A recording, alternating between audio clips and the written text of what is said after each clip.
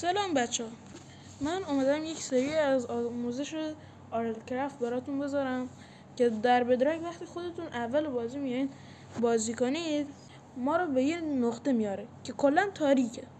یه دکمه سفید داره که باید اونو بزنیم. بعدش استارت، بعد دکمه استارت که پایینه داخل بدراک باید بزنیم اونو و بعدش یه تصویری از آرل کرافت برام میاره. شارژ گوشیم هم کمه فعلا. بعضی که اون تصویر رو نشون میده میگه چطوری باشه بازی، ایزی باشه، هارد باشه، نه اصلا هارمل نمیدونم چی نوشته، و هارد باشه. چون ما تازه کاریم میزنیم ایزی. بعد از ایزی که میزنیم یس، یعنی میخوایم بازی رو انجام بدیم.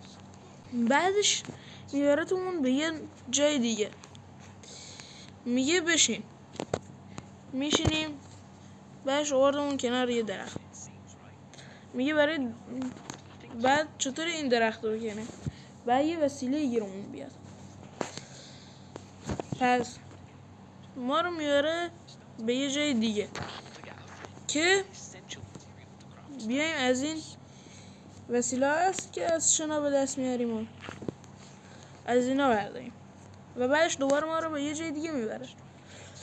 بعدش فلینت فکر کنم، آره فلینت رو بعد به استون بزنیم و وقتی به استون بزنیم بهمون 3 تا فلین شارپ میده. آره بعدش بعد برگ درخت رو بکنیم که بهمون چوب استیک میده. بعدش میگه از این شمشیر رو میتونیم درست کنیم به نکن استیک رو به علاوه فلین شارپ کنیم یه دونه چاقو گیرمون میاد. بعدش چاقو رو میارداریم. خب وقتی چاقو رو برداشتیم میایم این گیاه رو میبریم و بعدش 3 تا که به دست آوردیم یه دونه بند بعد درست کنیم. بند رو که درست کردیم بهمون میگه میتونیم با بند تبر درست کنیم. اینجا میگه چوبه به علاوه بند به علاوه فلین شارپ میتونیم یک تبر درست کنیم. بعدش وقتی تبر رو به دست میاریم میتونیم با تبر چیکار کنیم؟ چوب جمع کنیم. اگه بدون تبر بخوایم این کار کنیم دمیج بخوریم و نمیتونیم چوب جمع کنیم. وقتی چوبامون رو جمع کردیم میایم چیکار میکنیم؟ اینجا یه دونه چوب برداشت داریم. بعدش میگه اینجا باید با چوبامون چی درست کنیم؟ چوبا رو میسازیم. بعدش میگه باید کلنگ چوبی درست کنیم.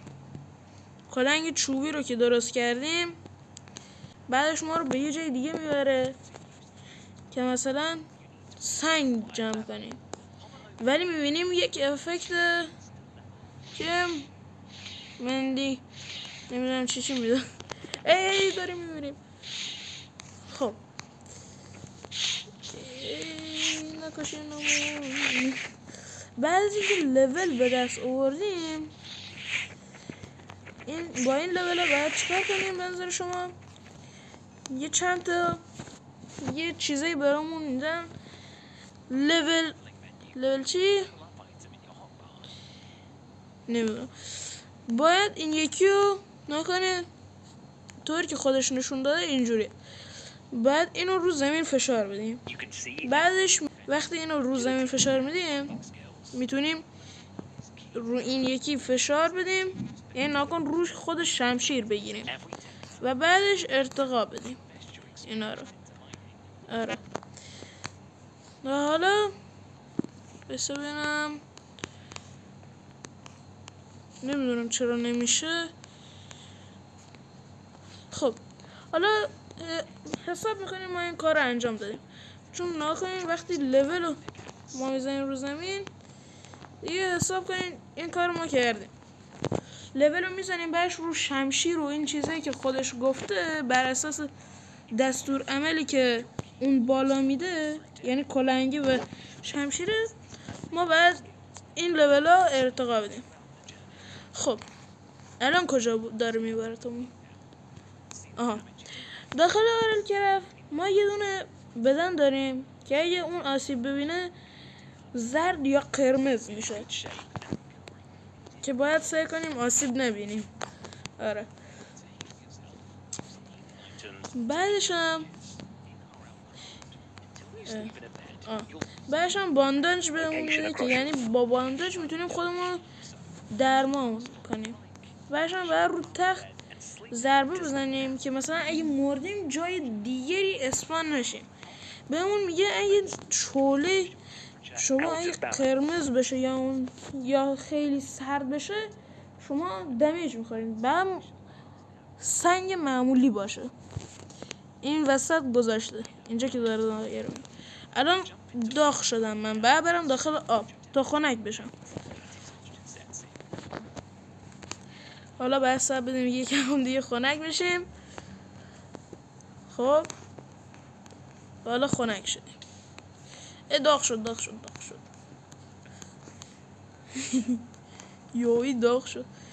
تا از این درمان کننده ها استفاده کنیم تا دمیجمون تا نکنیم کلا سالم بشه بدنمون. خب حالا سرده، حالا باید چیکار کنیم؟ باید کنار شعله اینا بایستیم تا خنک بشیم.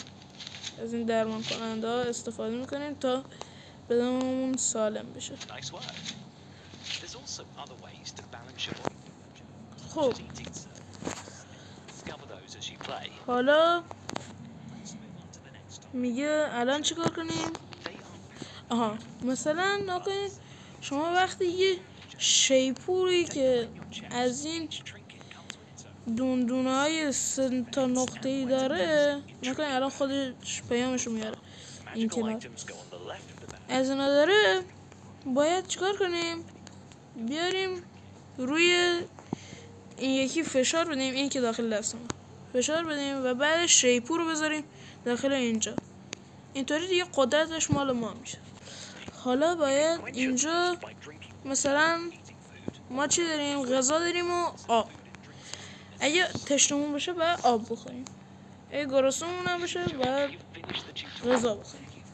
مثلا سیب بخوریم تا غذامون پر بشه. Best of luck out there. و بعد از که این مراحل رو تمام میکنیم ما رو به یه جا اسپان میکنیم و نها کنین به هیچ مابی نزدیک نشید. مخصوصا خرسه بزرگ رو اون غوله چوبی بهمون حمله نمیکنه، ولی غوله سنگی شو دیدیم فقط فرار. لایک و ساب فراموش نشه. لطفا زود ساب کنید تا سابمون از 17 تا به 50 تا و حتی بالاتر هم برسه. و خداحافظ.